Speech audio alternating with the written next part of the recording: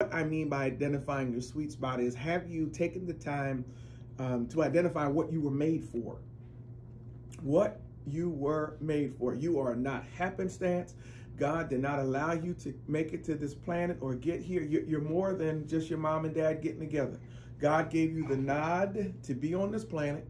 He designed you for a specific thing. Now, we can get so distracted doing our own thing that sometimes we miss finding our sweet spot. But if you're still here on this planet, it's not too late to find it. And I want to help you do that. I know you guys are dealing with all kinds of challenges, man. We're living in this pandemic day and age. And don't forget about those who've had some illnesses before this pandemic. Let's not forget about some of those other patients, folks with just pneumonia and flu and the dreaded cancers and diabetes. I'm still praying for you guys as well, man. And I think this time is really, for me, it's made me sensitive to a lot of things that are going on besides just what they have shown us in the news. And this thing is real.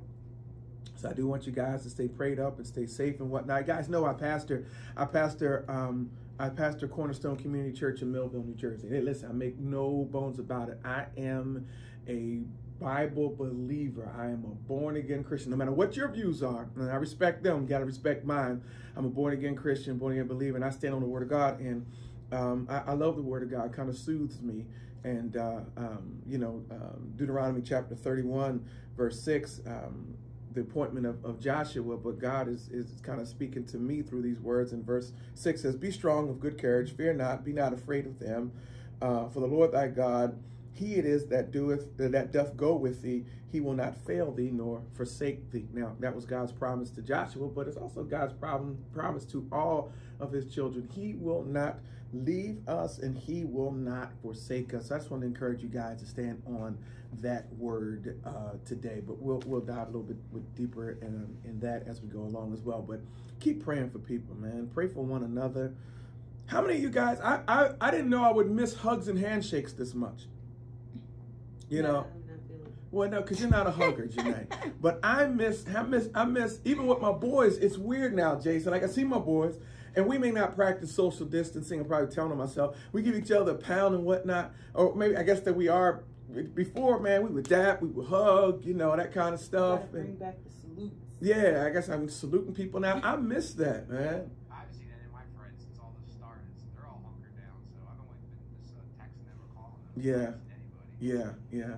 And you know, all the platforms we have to meet virtually, it's cool, but it's still not the same, man. No, it's not. And it sucks, but at the same time, like, yeah. I have other friends who are essential workers, so they're busy, they're still working, they're not at home all the time. So yeah.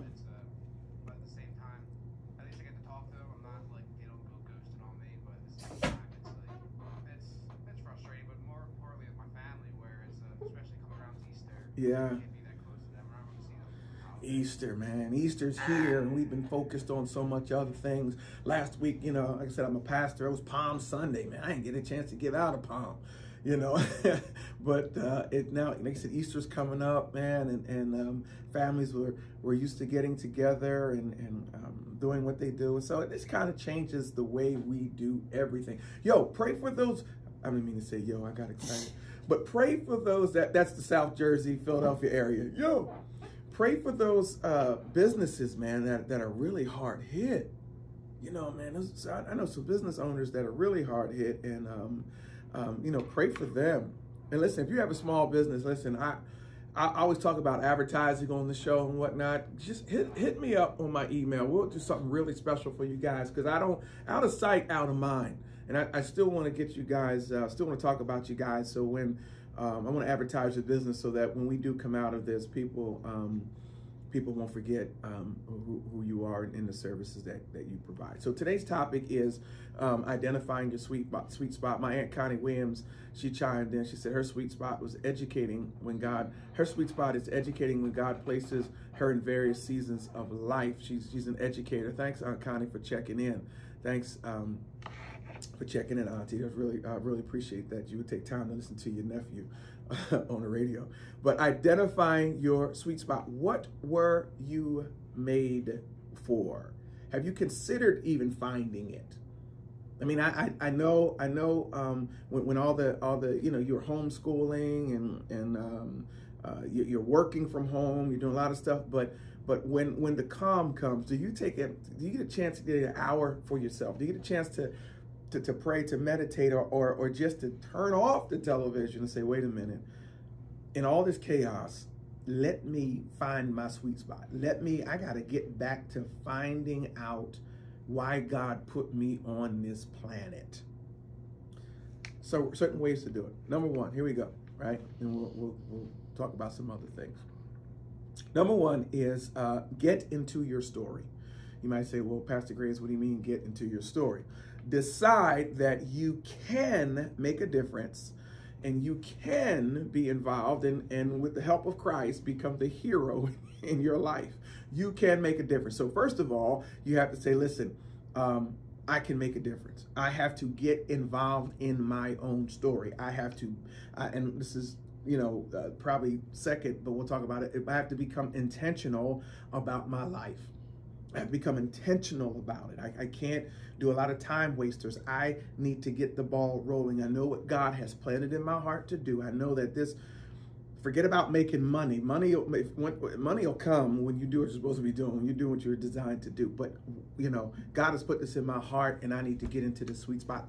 I can. The word is can. Can. Don't talk about the economy. Don't talk about recession. Don't talk about what you can't do. God put you on this planet to do it. So no matter what's going on, there's always opportunities for us. And I'm going to share with you an opportunity. I'm going to share with you a story I read about a company who, even in this pandemic, really found their sweet spot through helping other people.